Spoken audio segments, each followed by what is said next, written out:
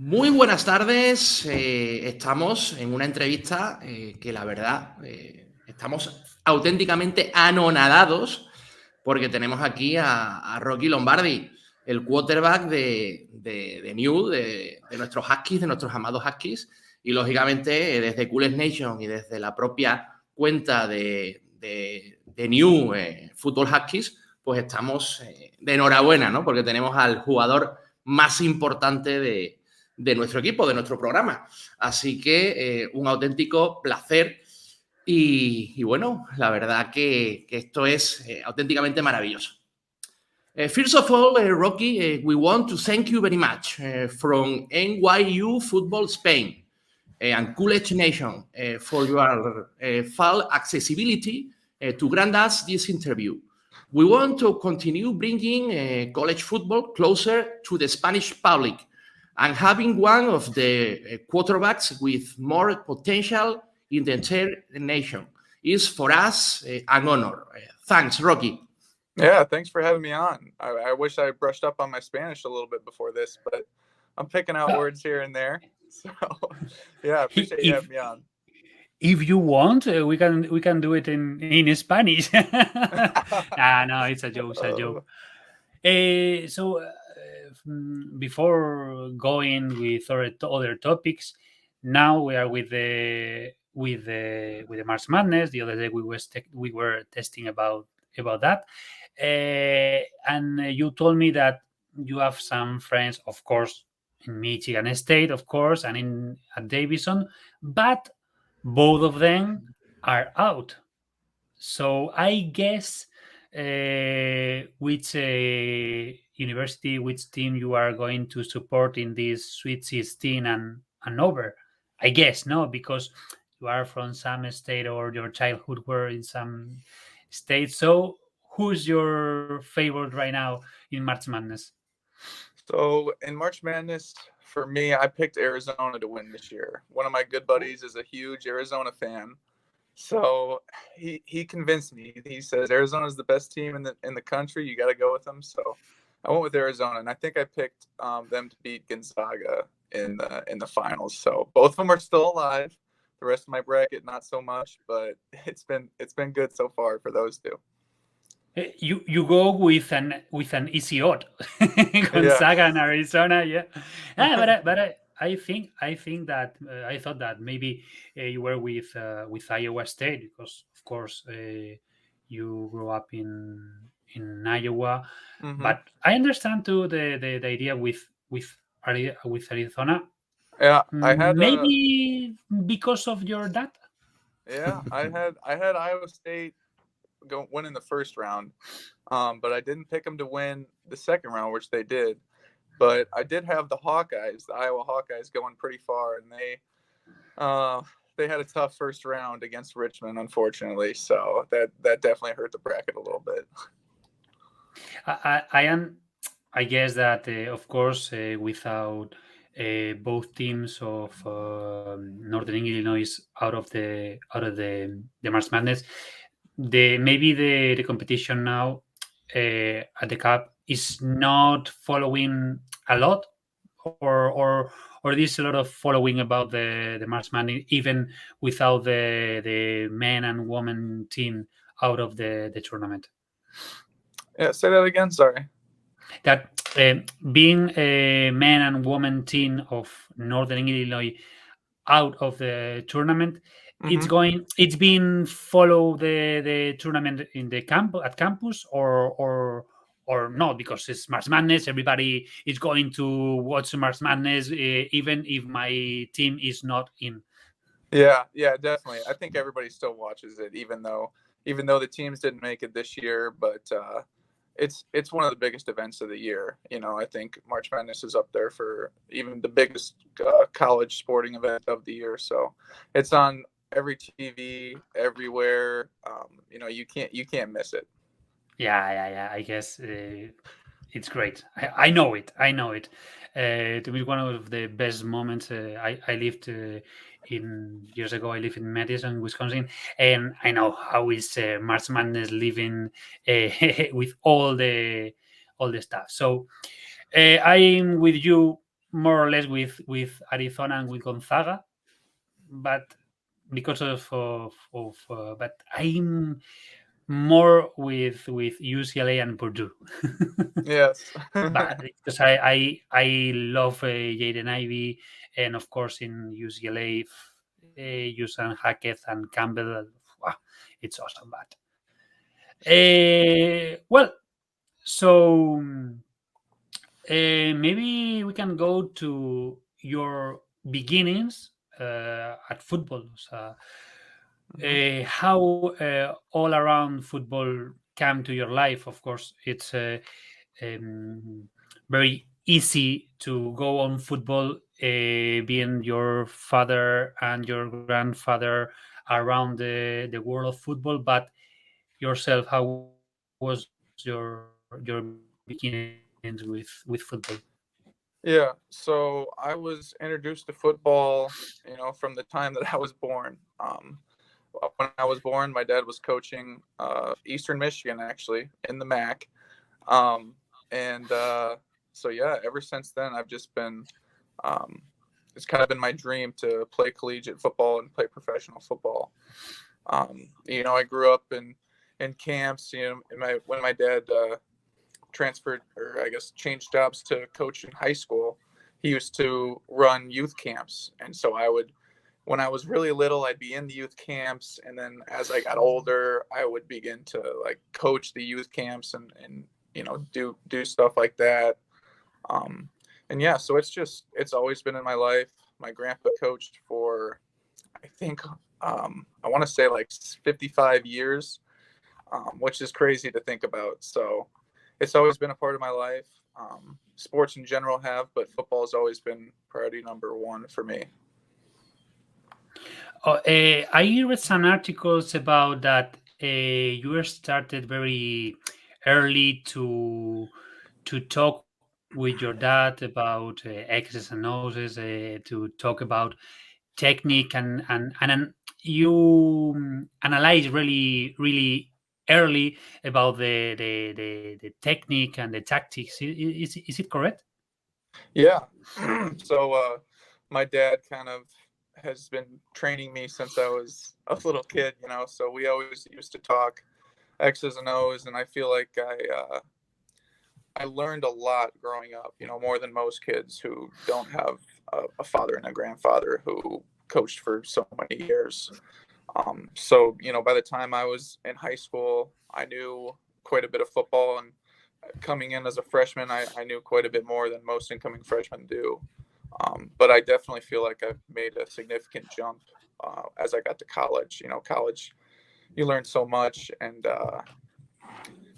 just to have the experience of being out there and actually playing is a lot different than just doing it on paper, right? Just knowing the X's and O's.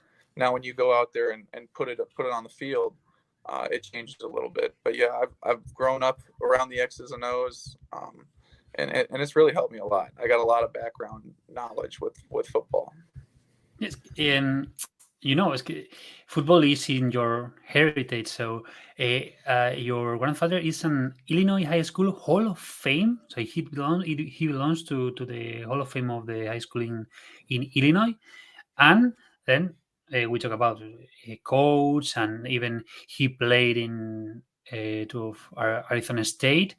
And it's great because your first game with Michigan State was on the Sun Devil Stadium. How was that feeling to start your first game and in college in this against the same university of your dad? Yeah, that was pretty crazy. When I committed to Michigan State out of high school, I never really anticipated playing Arizona State. They're not in the same conference. They're very far away. So it was cool to see them on the schedule. And then when I actually got to play in that game, take my first snap, it was pretty special just because, of the history of, my dad going there. It just made it even more special. Tell us the truth. Your father, with in this game, told you to lose the game, no? No. he was a Spartan fan for the day. I promise. Yeah, sure. In that game, we talk about the first one with Michigan State against Arizona State. You were by accident, you were the punter. You had to Yes. play as a punter, and you were really good at that. How it came? How this came? No, the thing about the play, that how you were so good, because even the last season, this season, you Mhm. had to punt sometimes, and was incredible. But the Yeah. first one, how? It was kind of crazy. I never expected to punt in college. I punted a little bit in high school. Um, I never really I played soccer when I was really little, but I never really played soccer, so I kind of had to learn how to punt in high school. And then when I went to college, they knew I could punt from high school, so I was kind of like the third string punter. And then when we went to Arizona State, so because it's a road game, you can't travel as many people, so we didn't travel our backup punter. And late in the game, the punter got hurt on he was kicking the ball, and he landed on somebody and ended up fracturing his leg. And so nobody else can punt, so they're like, hey, you got to go punt, like you got to go out there and punt the ball. And I'm like, what the heck, I've been standing here for 2 hours, I've been signaling. And then so I did hit a couple leg swings, just trusted that I would kick the ball. All I was thinking about was catch the snap, and then I caught the snap, punted it a little bit, and it worked out fine. And I've even had a couple punts this last year against Ball State that ended Awesome. up working out pretty good. So both of them even better than some or plenty of the punters in college. So great. yeah, it was pretty cool. Pretty cool to be able to do that. Yeah, I remember that the game we have a group with all the people from Coollege Nation, and watching this game. Hey, Rocky's going to punt. Rocky's punting. Look, well, was incredible. Was incredible. Yeah. So now you are studying your major in business, isn't it? I'm getting my master's in psychology right now. Okay. So, yep, I got my undergraduate degree in history. I was a history major. And then I am now doing my master's in sports psychology, actually. So, yeah. So, sports psychology, maybe you have some plans for the future. Yeah, I'm unsure what I want to do. But I picked sports psychology because I really enjoy psychology in general, first of all. And I thought it would help my performance as a player. My dream has always been to play professional football, and I think that sports is probably just as much mental as it is physical, right? And how much time do you truly spend training your mind? I would say that most people spend almost no time doing that. So, any advantage I can get to further my career, to better myself, that was really the reason why I chose sports psychology. We are in a moment that psychology, mental health is really important. The other day, the number one, the woman, the first in the first, the one in the first, the first in the ranking, woman decide to retire. We have to think about Naomi Osaka and other biggest sport woman and sportman that decide to quit because they can with everything.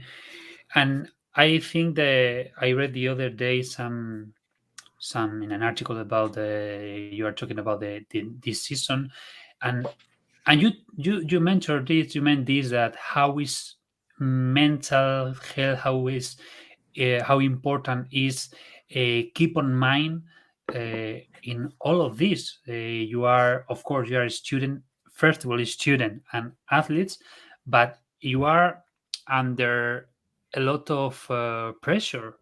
You have on your back all your 95 or 100 teammates and entire city. So how is deal with all this pressure? Yeah. At first it was really difficult. When I first came into college, I didn't really I truly understand the amount of pressure and impact you would have on your community and really the country or the world, even as we're doing here. So at first, it was kind of a shock to me, to go out there and play, and you have a really good game and everybody loves you up and, tells you congratulations and you're this big deal and huge news, and then on the flip side, if you have a bad game, then you get a bunch of tweets and people calling you names and making fun of you, mad at you. So it was pretty crazy to really understand the microscope that we're under. But as I got older, I kind of learned, how to deal with that, what to read, what not to read, what to pay attention to, what to value. So it was interesting, but as I got older, you learn that really the only opinions that matter, right, are your own. So, if you are happy with yourself, then that kind of takes care of itself. So I'd say it's really about how you think of yourself, how your teammates think of you, and how your coaches think of you. So that's kind of how I deal with it. Is I prioritize who I listen to and what I hear. Wow, awesome. It's another thing that you are one of the, yeah, we saw it, and we the idea that you communicate with your body language, with your talking with your teammates. Some kind of want to be a leader, no? I want to be a leader, and you talk about this in high school before going to college, and it's awesome because you in high school you were the best QE prospect of the state of Iowa in almost a decade. You had you were a leader of a great offensive with 5,818 yards, 66 touchdown, and you were one of the best. Well, you were the best, of course, in at Iowa, and even one of the best in years. How was your time in Valley High School? It was How great. your remembers? Yeah, it was great. I had a good time. I see you guys have really done your research. The high school was a good time. It was, you know, people say, in America that Friday Night Lights, playing high school football is the best time of your life, and it really is true that it's a very unique experience playing in front of your hometown, your peers, the students of your school. So it was a pretty unique experience that I really didn't think I appreciated as much as I should have until after. But speaking about my career, yeah, I had a really good career. I think I improved quite a bit as I got older, and we were able to win a lot of games at Valley, and it was pretty awesome for me, pretty humbling to be recognized as the top quarterback recruit in the state, and for, like you said, for a decade plus. So that was pretty humbling for me, and kind of just gave me some confidence going into college that I can do this. I can live out my dream of playing college football, and being one of the best quarterbacks in the country in college. Rocky, at high school, you were in the wrestling team. Did you like it? It looks like you were really good. Do you know there are a lot of NFL players who have the same background? When football finishes, would you like to resume wrestling? I don't know. I don't know if I want to get back into wrestling that late, but I really did enjoy wrestling a lot. Wrestling was actually my best sport coming out of high school. I was debating on not even I wrestled growing up, right? And then when I got to high school, I was debating on quitting. I was debating on not even doing wrestling, and my coach came up, my wrestling coach came up to me and was like, "Hey, like, we really would like to have you out. We think it'd be good for you and good for our team. And, he convinced me to go out, and I'm really happy. I think that was one of the best decisions I made in high school was to wrestle. Wrestling does a lot of things for you. It builds mental and physical toughness. And it's such a difficult sport and such a physical sport that you can't go out there and not give it 100% and be successful. It's impossible. So it taught me a lot about work ethic and toughness and things of that nature. But yeah, it was really fun. I had a great career in wrestling. I think I finished my senior year ranked 7th in the country at 220, which was pretty cool. And then my brother actually also wrestled, and I got to go back. He's 2 years younger than me, so I got to go back and watch him at state, and he actually won the state tournament while I was watching. If you know anything about wrestling, I was sitting right next to Dan Gable, who is like the best wrestler of all time. Dan Gable is very famous in the wrestling world. Sitting right next to him, and I got to watch my brother win the state title, so that was pretty special. And after that, you had to decide to different college. You had offers from Michigan State, from Iowa State, from Northern Illinois, and from Virginia. Mm-hmm. What was the reason or the reasons to decide to go to the Spartans? Yeah, so coming out of college, I did a lot of research, or coming out of high school, I did a lot of research on what I wanted in a school, and first thing I wanted to choose a good school. I didn't want to choose a school that was, lower on the academic standards. And then second of all, I did research on what school does the best job of sending their quarterbacks to the NFL. And at that time, and probably still, Michigan State is one of the best in the country at sending their quarterbacks to the next level. So that was a really big factor for me in choosing. And then when I went on my visit, that's when I really was sold. Coach D'Antonio, who was the head coach at the time, is an awesome guy. I still talk to him to this day. Just one of the most down to earth, just real people that I've ever met. He actually came to watch my game, or our game at Toledo last year as a Husky. So that was pretty cool for him to come and watch us play, watch me play in a different uniform. It just shows the character of him. So it was about football, and it was about the environment of Michigan State. Rocky, at Michigan State, you reached 1,902 yards and 159 332 paces, 11 touchdowns, and 14 interceptions. What was your best match? Maybe the upset against Northwestern?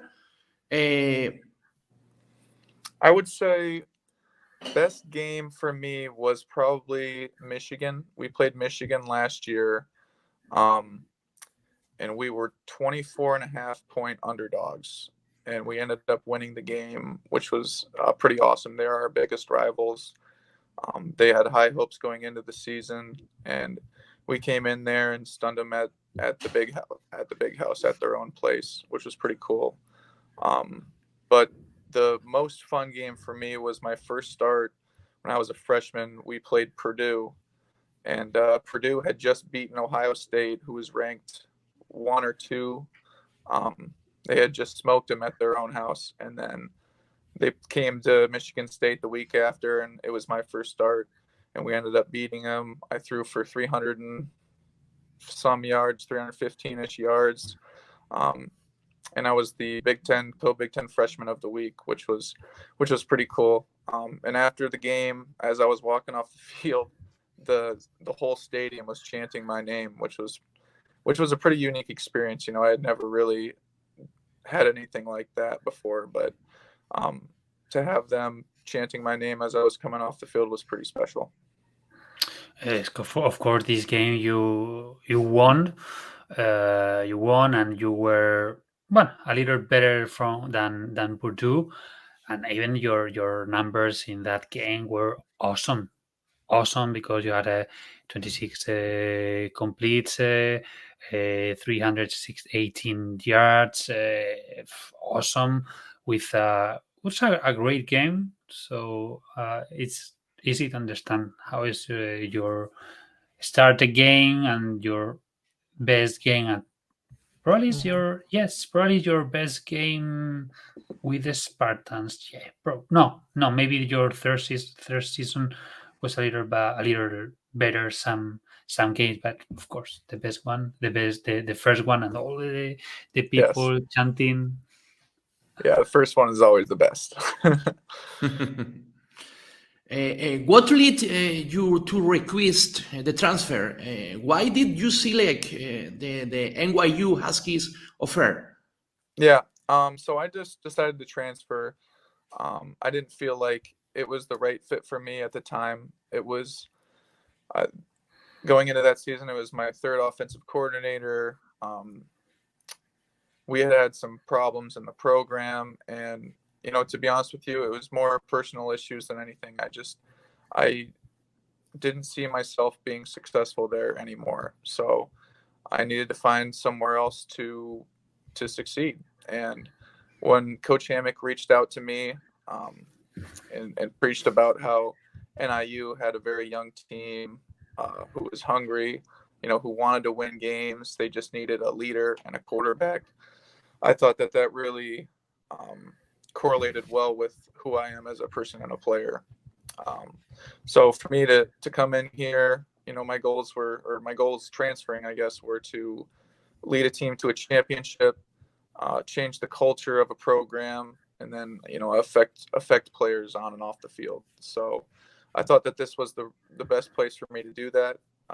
Obviously we won the championship last year, which was one of my goals. I think the culture is changing, or has already changed, and I think that we're affecting people's lives here in the football program. I think we're making them better people and better players.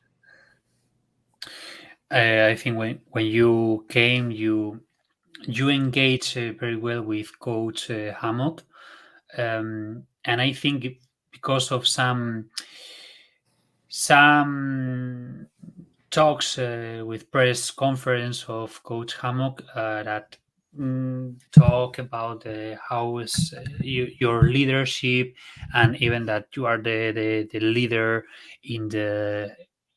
during the game, and of course because of you are veteran QB, you are a leader by yourself, but it's of course one of the things and important things of a quarterback. But for you, what do you think is the most important at the QB position?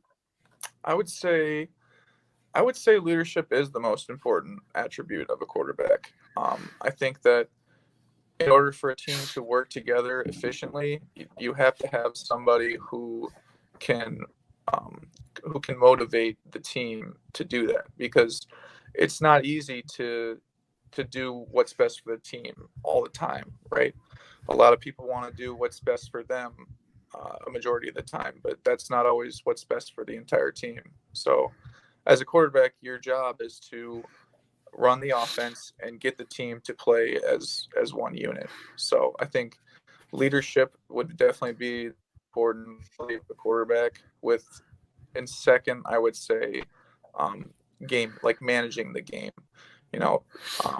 Not making poor choices, making sure that you're playing situational football. So whatever needs to get done in a specific situation, you need to make sure that you get that done, right? Which looks different in different situations, but leadership and managing the game would be the most important qualities of a quarterback. And of course, it's really important.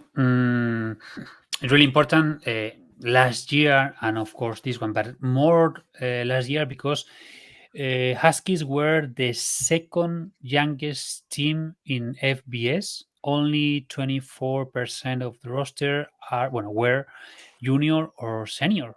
So, how were you feeling with all these kids? Because you were most of the veterans, you are a minority. So what was your feeling with the kids, mentoring and being, we were talking about being a leader?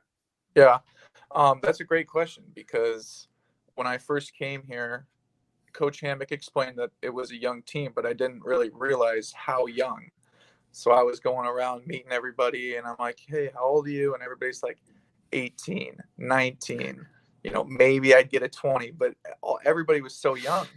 And I'm like, holy cow. So now I got to find, this fine line between being a mentor for them and also being a friend, which can be difficult. I'm 23. I'm going to be 24 here in July.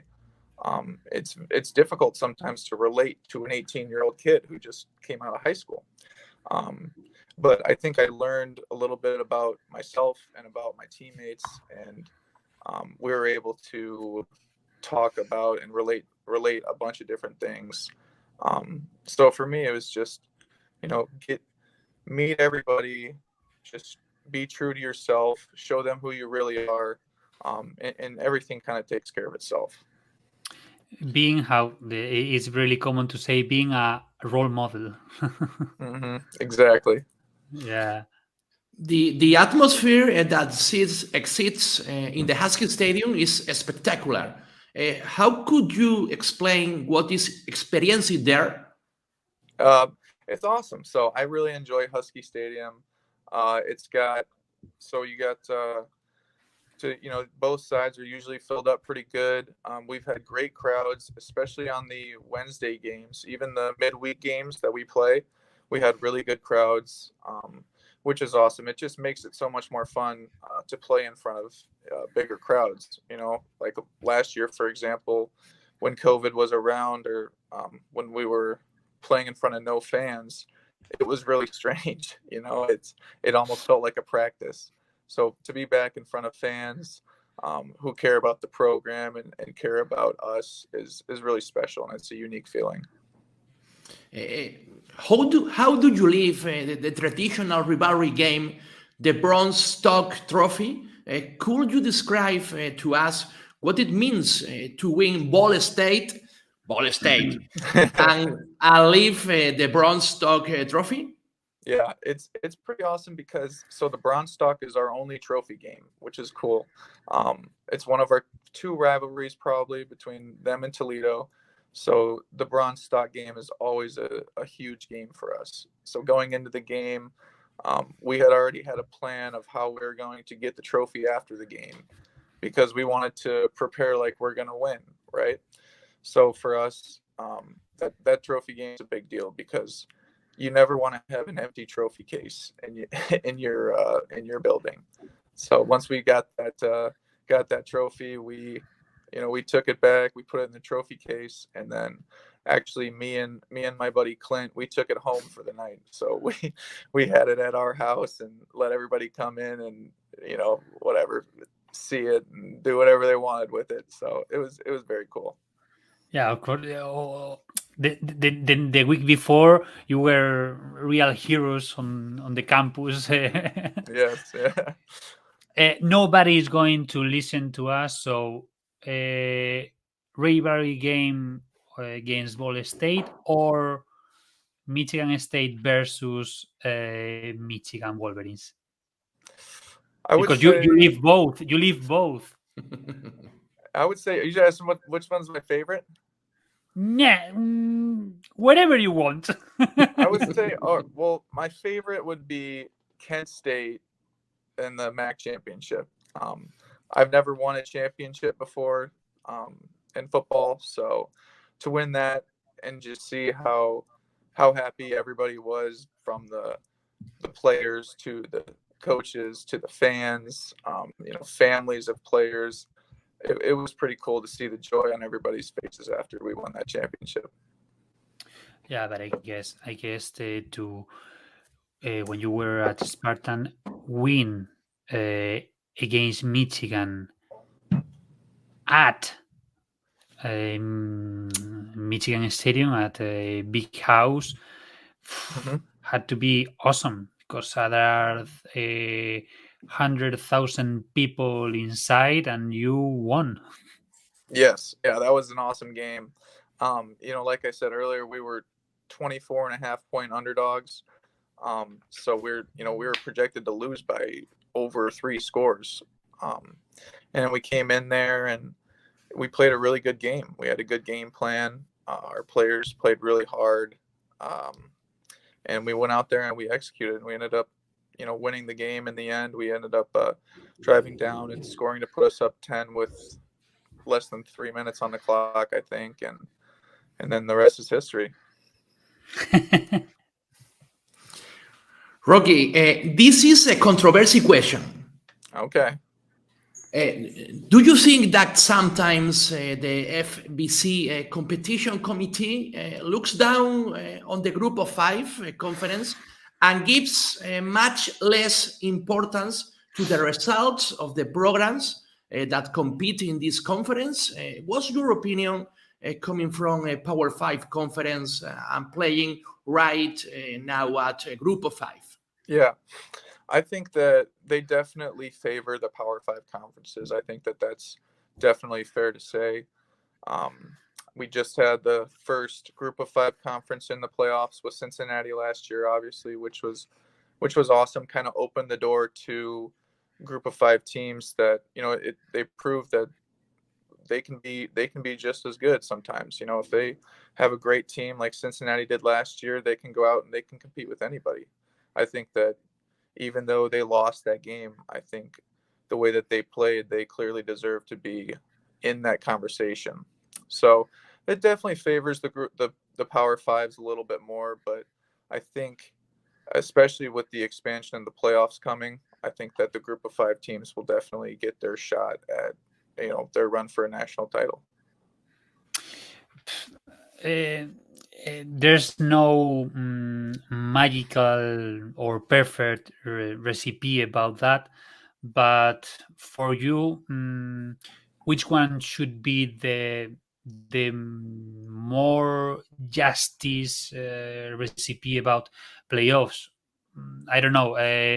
The MAC champions for every conference champions goes to a kind of play-in or something like that to have some opportunity to go to the national championship or something like that? Yeah, see, that's tough. I've thought about this a lot, and the theory of having a bunch of teams compete for the national championship would be awesome, right? If you had like 16 teams, let's say. But the problem with doing that is now you've added 2 extra games to the schedule, 2 extra weeks, which is a lot of games on people's bodies. So I'm not sure what the best solution would be. I guess for me, I would probably say 6 teams would be probably the most that you could get away with. So you'd have, 2 teams, 2 games with the 1 and 2 seed getting a bye, and then you'd have them playing the semis. So it would be a 3-week tournament, and I think allowing 6 teams to compete would, for the most part, not leave anybody out. I think usually it's pretty clear cut who the six best teams in the country are, and then there's usually a drop off after that too. Probably about after 6 to 8.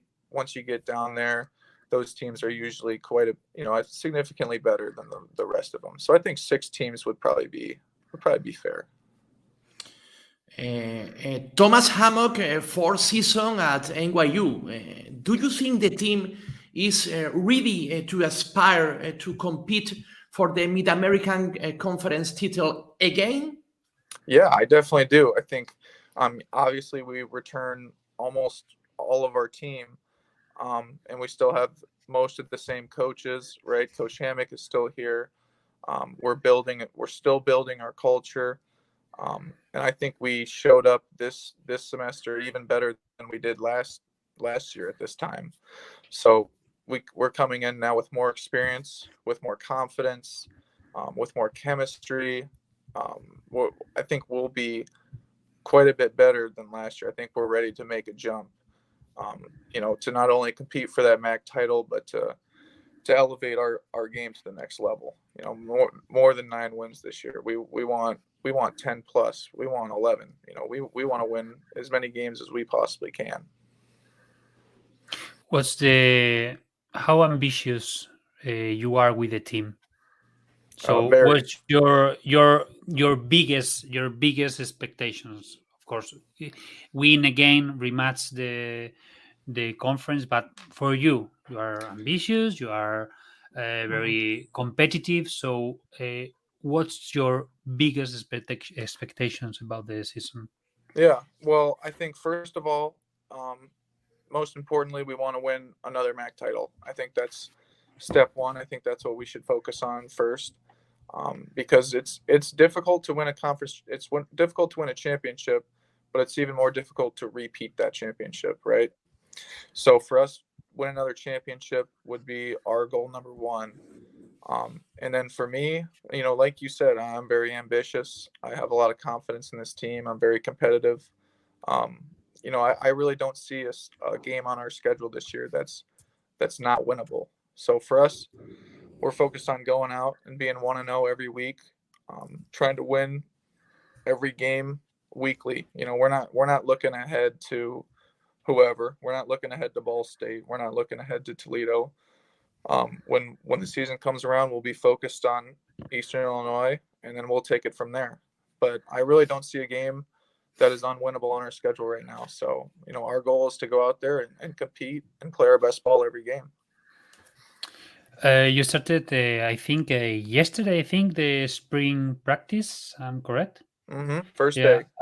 First day, and if I'm right with data, you are 18 starters that returns. Even of course, it's 18. It's okay. Yep, it's 18 or maybe even more. No, where I read, it's 18. But what's I don't know.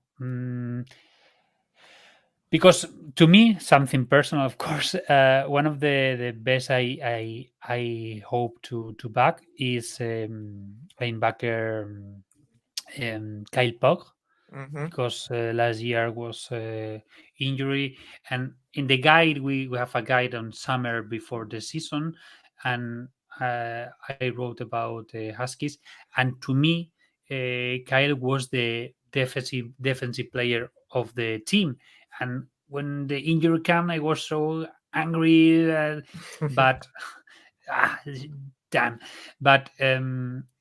What do you think about the people? Because of course the team is young, of course, one more year, but I think it's 9 people new, freshmen and one transfer, I think.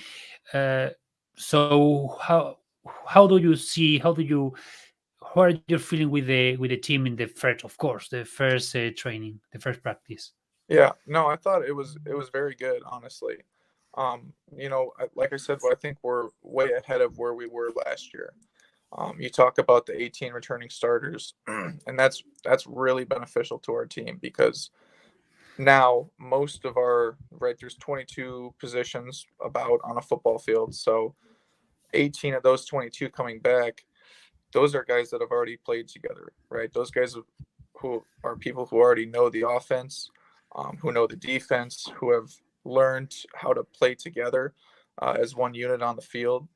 So our first practice yesterday was really good for a first day. A lot of people are out there, playing fast, playing confident, which doesn't always happen. Usually at a first spring practice, people are trying to learn the plays. They're thinking out there, they're hesitant. But yesterday was really good. We were playing fast, we were playing physical, and we were playing together. Last year you said, last year, no, the other day you said, last year is over, we had a good year, but now it's about staying focused, making sure we take care of business. I came here to win games and win a lot of games, and I think we have got the team to do this year. So, yeah. Rematch, building culture, And any other thing Yeah, for I mean, next year? it's just like I said, it's about building the culture, and we came here to win. I came here to win games, and the team is ready for that. We're ready to take that next step. We're ready to go back to that MAC championship game and win that game, and even perform better than we did last year. Last year we had a great season, but there was quite a bit of room for improvement. And we were, like you said, we were very young, and we're still a little bit young, but now we're very experienced, which is different. So that experience, I think, will help us to elevate to the next level this year. At the end of the next season, what are your plans? Are you going to the NFL draft, or maybe do you have other plans that are completely different? Yeah. So my plans for after the season would be to declare for the NFL draft. I'll go train somewhere for a couple months, and hopefully get a combine invite and go compete at the combine, and try to solidify myself as a draft pick. So I'm pretty excited about that. We hope that. We hope that. First of all, great season, or we expect a great season this one, and then we expect to go to draft. Of course, I think both of us, we are going to pick you in all of the mocks we have and all of the personal fantasies we have for mocks, dynasty, and everything. But I think we are going. We are very interested in it's about um, life or every day in a student athletes at university. So because I don't know, you have the practice today at 7:30, I think, or 7 something. Mhm. So diet, time to go to of course to classes, to the building, to study, doing works, gym, and how is a day in Rocky Lombardi's life during semesters? So for the fall, it's very busy. We practice every morning, so we're usually in there at 6, and we don't get out till probably about 10 or so. Um, we're doing lifts, and we're doing film, and we're doing practice, and then in the afternoon, usually you have class. So I'm in grad school, like I said, so my classes are fewer, and also later in the evening. So I have all night classes. And then at time right now, like in the spring, we practice about every other day, and then the in between those days we have lifting and film, and walkthroughs. So where we like go walk through the plays that we're going to run for the next practice. So same kind of schedule. We're up at about 6, or we're at the building at 6, and then we're out at about 10ish. And then there's class after, and then whatever you want to do for your leisure. I know me and the quarterbacks, we go bowling every Tuesday. There's cheap bowling night, so we love to bowl. But yeah, you got to do some fun stuff to keep yourself entertained, and to keep it light, and to bond with your teammates. Bowling, any other hobbies with friends, with teammates, and other hobbies? I love to golf. Golf is it's basically my life in the summer. So I go with all my friends on the team. Basically anybody who will go with me. I love to golf. It's one of my favorite sports of all time. So I'm there almost every day in the summer. I'm out golfing somewhere. Oh, great, great. When you were in high school, newspaper are everywhere. So when you were in Spain in high school, you said that you loved Tom Brady's knack for reading defense, Aaron Rodgers' quick feet, and Ben Roethlisberger's ability to extend plays. These are your reference, your QB to watch, or you have another other players to watch, like a model like them, or Who? I would say I model a little bit of my game off of a bunch of different quarterbacks, right? So Aaron Rodgers is somebody who has ridiculous arm talent, right? He can throw the ball anywhere he wants at any point, which is pretty spectacular. And then there's guys like Joe Burrow, who's a newer quarterback in the league, but you can just tell his competitiveness and his toughness on the field. You can tell Tom Brady's intelligence and his game managing ability and how he checks runs and checks passes and is just so efficient on the field. It's incredible to watch. But there's bits of a lot of people's game that I take. So it's just kind of whoever I'm watching who's successful, I try to learn at least one thing from them. Sorry, but the best quarterback is Josh Allen. Go Bills, Bills Mafia. From the new youngest quarterbacks that are in NFL right now, you talk about Joe Burrow. Anybody else? Any other QBs to say? These QBs we are going to be the best, or probably plenty MVPs on their whatever. Yeah, I mean, obviously Patrick Mahomes. Everybody knows Patrick Mahomes is a ridiculous talent. I think Josh Allen will be an MVP caliber guy for the next 10 years. Justin Herbert is another guy who has really good arm talent, right? He's got all the physical capabilities, and he's already proven himself as an elite quarterback in his rookie year. And then, Joe Burrow, like I talked about earlier, is his competitiveness, and he's just, there's really no way to describe him other than just being a winner, right? And it's hard to define that, I should say, but he just gets it done. He just finds a way to win games. And in college, do you have any QB in college that last season or this one that you have like, wow, this is awesome, it's great, or I don't know, maybe you have against them or not. I don't know. For example,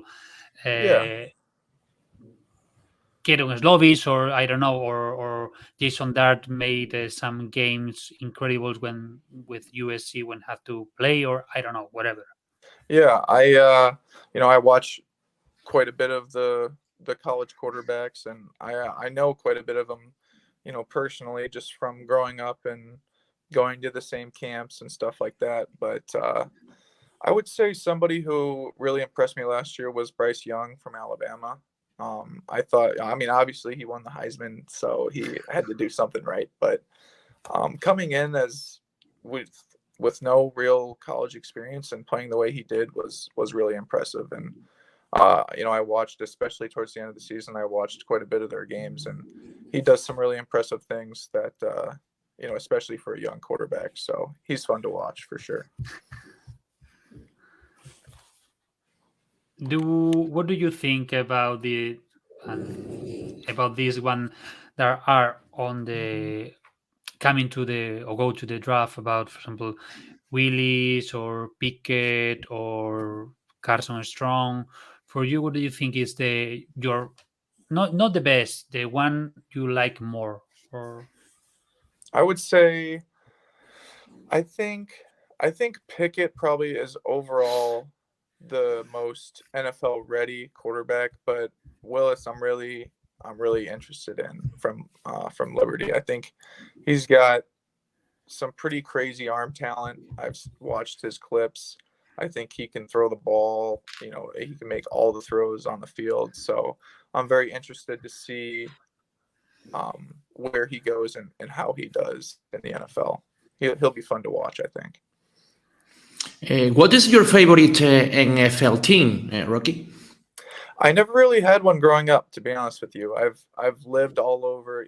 I was born in Michigan. I lived here in Illinois for a little bit, and then I really grew up in Iowa. And there's no professional teams in Iowa, so I never really had a favorite NFL team. But I have always had favorite players, right? I've always enjoyed watching specific players play, but I never really have had a favorite team, I guess. And in the other sports? Yeah, so I would say I'm kind of a little bit of a Chicago fan, so I like the Cubs a lot. They're probably they're up there for my favorite baseball team, probably number one. Hockey, I would say the Blackhawks too. I've always wanted to go to a Blackhawks game, still have not made it. But yeah, I'm a little bit of a Chicago fan, and I like a lot of other teams too, but for the most part I root for the hometown teams, you know.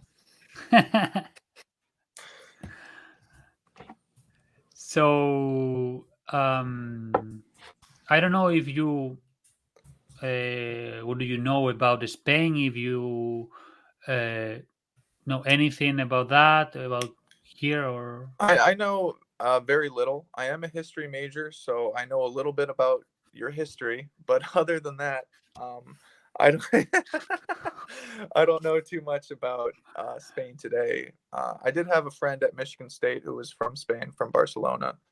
But you know, to be honest with you, I've never been out of the country. I would love to visit Europe and Spain, but I've never really had the time, I guess. you know that when you want to come to Spain, you only have to talk with us. We are going to be your guide wherever. We have people split it around all the countries, so we can Perfect. do something. No worries. Yes. Of course, it's a pity that you have your idea about Spain is not our history is not us. I believe it. I believe it. Everybody's history is flawed. Trust me. Everybody's, even America, especially America. Yeah, wherever. All of us, we have a horrible history, even before 100 years, and even last century. But Yes. history is history. Yes, history is history. In fact, yes. Leave it there. Yeah. But we are our history, so we need to know our history to not make mistakes in the future. I don't know if in English the sentence is the same, but in Spanish it's more or less the same. Yes, actually that was very good. Yes, exactly. You don't want to repeat the same mistakes. So it's important. It's important to know your history for sure. We warmly thank you for granting us this interview, Rocky. Thank you very much. Yes, thank you guys for having me on. I really enjoyed it. It was a pleasure to have you.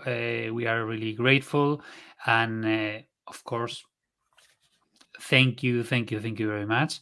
And of course, I don't know if we can try to do it next year, but of course we are going to keep on you every day, every week, and of course when we finish it, we are going to give you all the link and everything. So Edu, if you want to close, or Rocky, if you want to close with something. Yeah, I would just like to say thanks for having me on. I appreciate all the support that we have across the globe and in Spain. I didn't even know that we had fans in Spain, so this is really cool to me to be able to share a little bit about what we're going through with the rest of the world and with Spain. So we appreciate you guys so much. You know, we couldn't do this without the people supporting us. So thank you. Yeah, we have the only Twitter account of Huskies from Spain, and we are two fans. Perfect. In Spain, you have two fans. Hey, we'll take all we can get, right? The war cry of Huskies is "Go Huskies," the hard way, and the war cry of Coollege Nation is "Be the coolest." Be the coolest. Close with that's war cry. All right. Be the coolest. Be the coolest. 1, 2, 3. Be the coolest. Thank you, Rocky. Thank you. Thank you very much. Thank you.